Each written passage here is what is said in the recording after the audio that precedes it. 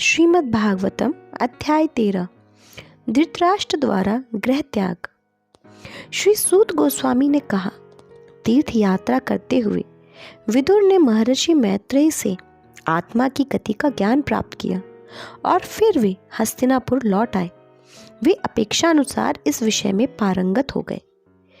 विविध प्रश्न पूछने के बाद तथा भगवान कृष्ण की दिव्य प्रेमामयी सेवा में स्थिर हो चुकने पर विदुर ने मैत्रेय मुनि से प्रश्न पूछना बंद किया।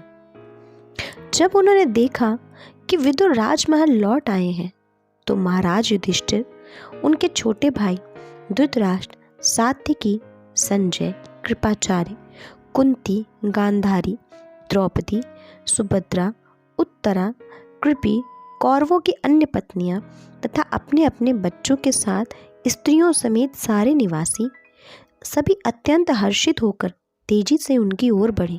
ऐसा प्रतीत हुआ मानो उन्होंने दीर्घ काल के बाद अपनी चेतना फिर से प्राप्त की हो। वे सब परम प्रसन्नता पूर्वक उनके निकट गए, मानो उनके शरीर में फिर से प्राण का संचार हुआ हो। उन्होंने एक दूसरे को प्रणाम किया और गले मिलने हुए एक दूसरे का स्वागत किया। चिंता तथा लंबे वियोग के कारण वे सब प्रेम विवश होकर रुदन करने लगे। तब राजा युधिष्ठिर ने उनके बैठने के लिए आसन की व्यवस्था की और उनका सत्कार किया। जब विदुर ठीक से भोजन कर चुके और पर्याप्त विश्राम कर लेने पर उन्हें सुखदायक आसन पर बिठाया गया, तब राजा ने उनसे बोलना शुरू किया और वहां पर उपस्थित सारे लोग सुनने लगे। महाराज युधिष्ठिर ने कहा, हे चाचा, क्या आपको याद है कि आपने किस तरह सदा हमारी माता तथा हम सबकी समस्त प्रकार की विपत्तियों से रक्षा की है। आपके पक्षपात ने पक्षियों के समान हमें विषपान तथा अग्निदाह से बचाया। पृथ्वी पर विचरण करते हुए आपने अपनी जीविका कैसे चलाई? आपने किन किन पवित्र स्थलों तथा तीर्थन स्थानों पर सेवा की? हे प्रभु, आप जैसे भक्त निश्चय ही साक्षात पवित्र स्थान पर होते हैं। चूंकि आप भगवान को अपने हृदय में धारण किए रहते हैं, अतएव आप समस्त स्थानों को तीर्थ स्थानों में परिणत कर देते हैं। हे चाचा, आप द्वारका भी गए होंगे। उस पवित्र स्थान में यदुवंशी हमारे मित्र तथा शुभचिंतक हैं, जो नित्य ही भगवान कृष्ण की सेवा में तत्पर रहते हैं। आप उनसे मिले होंगे अथवा उनके विषय में सुना होगा। वे अपने अपने घरों में सुखपूर्वक रह रहे हैं ना? महाराज युधिष्ठिर द्वारा इस तरह पूछे जाने पर महात्मा विदुर ने क्रमशः सब कुछ कह सुनाया, जिसका उन्होंने स्वयं अनुभव किया था। केवल यदुवंश के विनाश की बात उन्होंने नहीं कही। दयावान महात्मा विदुर पांडवों को कभी भी दुखी नहीं देख सकते थे, अतएव उन्होंने इस अप्रिय तथा असह्य घटना को प्रकट नहीं होने दिया, क्योंकि आपदाएं तो अपने आप आती हैं। इस प्रकार अपने कुटुंबियों द्वारा देवतुल्य सम्मानित होकर महात्मा विदुर कुछ काल तक अपने बड़े भाई की मनोदशा को ठीक करने के लिए तथा इस प्रकार अन्य सबों को सुख देने के लिए वहां पर रहते रहे। मंडुक मुनि के द्वारा शापित होकर जब तक विदुर शूद्र का शरीर धारण किए रहे, तब तक पाप कर्म करने वालों को दंडित करने के लिए यमराज के पद पर अर्यमा कार्य करते रहे। अपना राज्य वापस पाकर तथा एक ऐसे पौत्र का जन्म देखकर जो उनके परिवार की प्रशस्त परंपरा को आगे चलाने में सक्षम था, महाराज युधिष्ठिर ने शांतिपूर्वक शासन चलाया और उन छोटे भाइयों के सहयोग से, जो सारे के सारे कुशल प्रशासक थे, असामान्य ऐश्वर्य का भोग किया। जो लोग घरेलू मामलों में अत्यधिक लिप्त रहते हैं और उन्हीं के विचारों में मगन रहते जाते हैं, उन्हें दुस्तर सनातन काल अनजाने ही धर दबोचता है। महात्मा विदुर यह सब जानते थे, अतएव उन्होंने धृतराष्ट्र को संबोधित करते हुए कहा, हे राजन, कृपा करके यहाँ से शीघ्र ही बाहर निकल चलिए, विलंब न कीजिए। जरा देखें तो भय ने किस प्रकार आपको वशीभूत कर रखा है। इस भौतिक संसार में कोई भी व्यक्ति इस भयावह स्थिति का निराकरण नहीं कर सकता। हे स्वामी, शाश्वत काल के रूप में पूर्ण पुरुषोत्तम भगवान हम सबों के पास आ पहुँचे हैं। जो भी सर्वोपरि काल शाश्वत समय के प्रभाव में है, उसे अपना सबसे प्रिय जीवन काल को अर्पित करना पड़ता है। अन्य वस्तुओं यथा धन, सम्मान, संतान, भूमि तथा घर का तो कुछ कहना ही नहीं। आपके पिता, भाई, शुभचिंतक तथा पुत्र सभी मर चुके हैं और दूर चले गए हैं। आपने स्वयं भी अपने जीवन का अधिकांश समय व्यतीत कर लिया है। अब आपके शरीर को बुढ़ापे ने आ दबोचा है और आप पराये घर में पड़े हुए हैं। आप जन्म से ही अंधे रहे हैं और हाल ही में आप कुछ बहरे भी हो चुके हैं। आपकी स्मृति कम हो गई है और आपकी बुद्धि विचलित हो गई है। आपके दांत हिल चुके हैं, आपका यकृत खराब हो चुका है और आपके कफ निकल रहा है। ओह, प्राणी में जीवित रहने की कितनी प्रबल इच्छा होती है। निश्चय ही आप एक घरेलू कुत्ते की भांति रह रहे हैं और भीम द्वारा दिए गए जूठन को खा रहे हैं। आपने अग्नि लगाकर तथा विष देकर जिन लोगों को मारना चाहा, उन्हीं के दान पर आपको जीवित रहने तथा गिरा हुआ जीवन बिताने की आवश्यकता नहीं है। उनकी एक पत्नी को भी आपने अपमानित किया है और उनका राज्य तथा धन छीन लिया है। मरने के लिए आपकी अनिच्छा होने तथा आत्मसम्मान की बलि देकर जीवित रहने की आपकी इच्छा होने पर भी आपका यह कृपण शरीर निश्चय ही क्षीण होगा तथा पुराने वस्त्र की भांति नष्ट हो जाएगा। वह धीर कहलाता है जो किसी अज्ञात सुदूर स्थान को चला जाए, और जब वह भौतिक शरीर व्यर्थ हो जाए तब सारे बंधनों से मुक्त होकर अपने शरीर को त्यागता है। अपने आप से या दूसरे के समझाने से जो व्यक्ति जाग जाता है और इस भौतिक जगत की असत्यता तथा दुखों को समझ लेता है, अपने हृदय के भीतर निवास करने वाले भगवान पर पूर्णतया आश्रित होकर घर को त्याग देता है, वह निश्चय ही उत्तम कोटि का मनुष्य है। अतएव कृपया आप अपने कुटुंबियों को बताए बिना तुरंत उत्तर दिशा की ओर प्रस्थान कीजिए, क्योंकि शीघ्र ही ऐसा समय आने वाला है जिसमें मनुष्य के सद्गुणों का हास हो जाएगा। इस प्रकार आजममीर के वंशज महाराज धृतराष्ट्र ने आत्मनिरीक्षण युक्त ज्ञान द्वारा पूर्णतः आश्वस्त होकर तुरंत ही अपने दृढ़ संकल्प से पारिवारिक स्नेह के सारे दृढ़पाश तोड़ दिए। तत्पश्चात वे तत्काल घर छोड़कर अपने छोटे भाई विदुर द्वारा दिखलाए गए मुक्ति पथ पर निकल पड़े। कंधार अर्थात गांधार के राजा सुबल की पुत्री परम साध्वी गांधारी ने जब ये देखा कि उसके पति हिमालय पर्वत की ओर जा रहे हैं, जो कि सन्यासियों को वैसा ही आनंद देता है जैसा कि युद्ध के मैदान में योद्धा को शत्रुओं के प्रहार से प्राप्त होता है, तो वह भी अपने पति के पीछे पीछे चल पड़ी।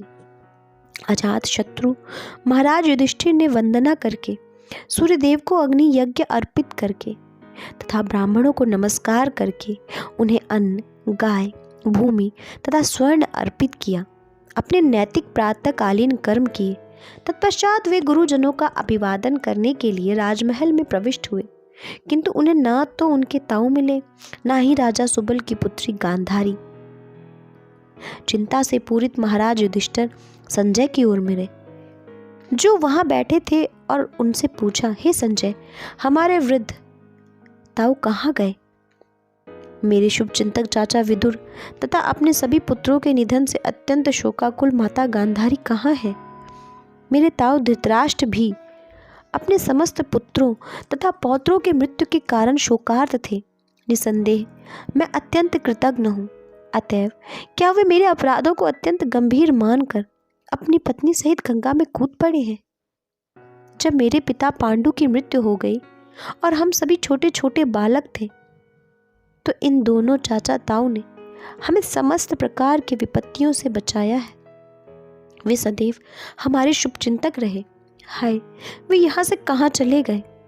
सूत गोस्वामी ने कहा, करुणा तथा मानसिक क्षोभ के कारण संजय अपने स्वामी धृतराष्ट्र को न देखने से अत्यंत दुखी थे। अतः वे महाराज युधिष्ठिर को ठीक से उत्तर नहीं दे सके। पहले उन्होंने बुद्धि द्वारा अपने मन को शांत किया, फिर अश्रु पोंछते हुए अपने स्वामी धृतराष्ट्र के चरणों का स्मरण करते हुए वे महाराज युधिष्ठिर को उत्तर देने लगे। संजय ने कहा, हे कुरुवंशी, मुझे आपके दोनों ताऊओं तथा गांधारी के संकल्प का कुछ भी पता नहीं। हे राजन, उन महात्माओं द्वारा मैं तो ठगा गया। जब संजय इस प्रकार बोल रहे थे तो शक्ति संपन्न दैवी पुरुष श्री नारद अपना तंबूरा लिए वहां प्रकट हुए। महाराज युधिष्ठिर ने अपने भाइयों समेत अपने अपने आसन से उठकर प्रणाम करते हुए उनका विधिवत स्वागत किया। महाराज युधिष्ठिर ने कहा, हे देव पुरुष, मैं नहीं जानता कि मेरे दोनों ताऊ कहाँ चले गए हैं, ना ही मैं अपनी उन तपस्विनी ताई को देख रहा हूँ जो अपने समस्त पुत्रों की क्षति के कारण शोक से व्याकुल थी। आप इस अपार समुद्र में जहाज के कप्तान सदृश हैं और आप ही हमें अपने गंतव्य का मार्ग दिखा सकते हैं। इस प्रकार से संबोधित किए जाने पर देव पुरुष, भक्तों में सर्वश्रेष्ठ चिंतक देवर्षि नारद कहने लगे।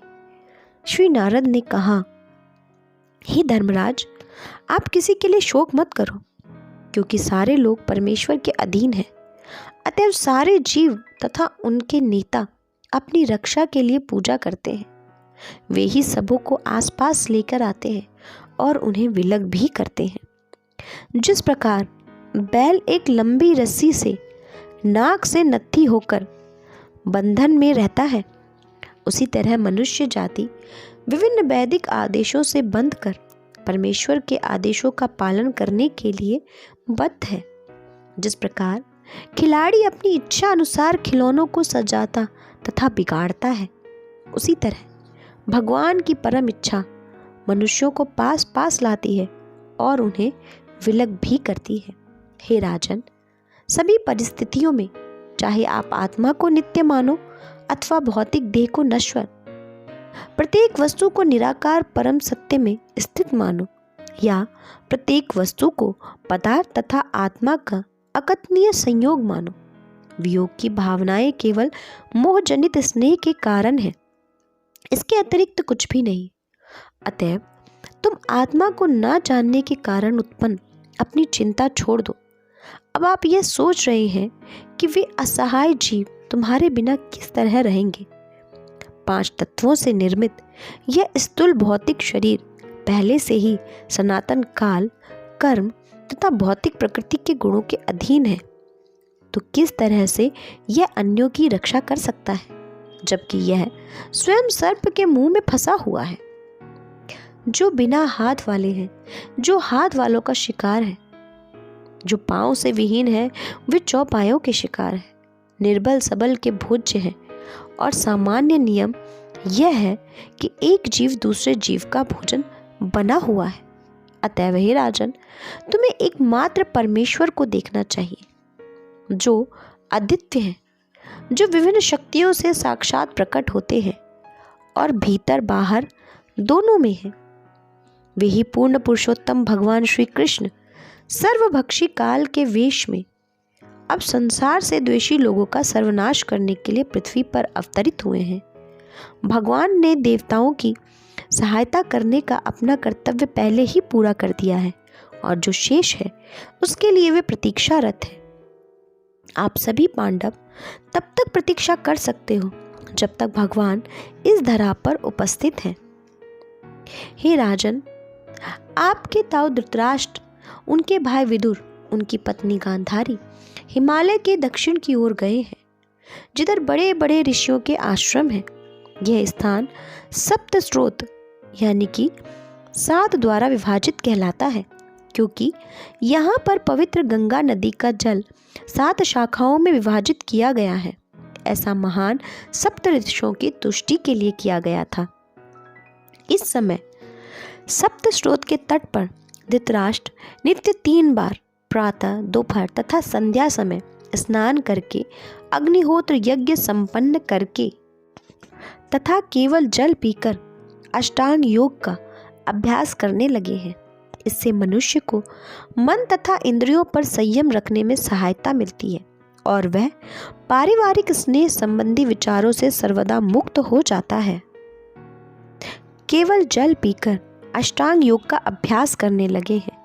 इससे मनुष्य को मन तथा इंद्रियों पर संयम रखने में सहायता मिलती है और वह पारिवारिक स्नेह संबंधी विचारों से सर्वदा मुक्त हो जाता है।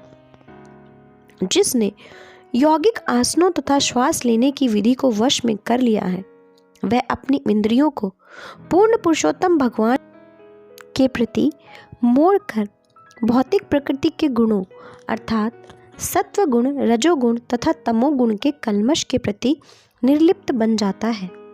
धृतराष्ट्र को अपनी शुद्ध सत्ता को बुद्धि में संयोजित करके तब परम पुरुष के साथ जीव के रूप में गुणों के एकात्मकता के बोध सहित परम ब्रह्म के साथ तदाकार होना होगा।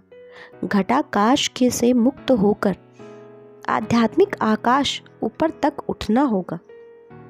उन्हें इंद्रियों के सारे कार्य बाहर से भी रोक देने होंगे और भौतिक प्रकृति के गुणों से प्रभावित होने वाली इंद्रियों को अंतःक्रियाओं के प्रति भी अभेद्य रहना होगा। इन सारे भौतिक कार्यों का परित्याग करने पर वे अचल हो जाएंगे और मार्ग के सारे अवरोधों को पार कर जाएंगे। हे राजन, संभव यह है कि वे आज से 5वें दिन तक अपना शरीर छोड़ देंगे। उनका शरीर राख हो जाएगा। बाहर से अपने पति को अपनी योग शक्ति की अग्नि में अपनी कुटिया समेत जलता हुआ देखकर उसकी साध्वी पत्नी एकाग्रता पूर्वक ध्यान मग्न होकर अग्नि में प्रवेश करेगी। तब हर्ष तथा शोक से अभिभूत होकर विदुर उस पवित्र स्थान से चले जाएंगे। ऐसा कहकर महर्षि नारद अपनी वीणा समेत बाह्य आकाश में चले गए। युधिष्ठिर ने उनके उपदेश को अपने हृदय में धारण किया, जिससे वे सारे शोकों से मुक्त हो गए। इस प्रकार श्रीमद् भागवत के प्रथम स्कंद के अंतर्गत धृतराष्ट्र द्वारा गृह त्याग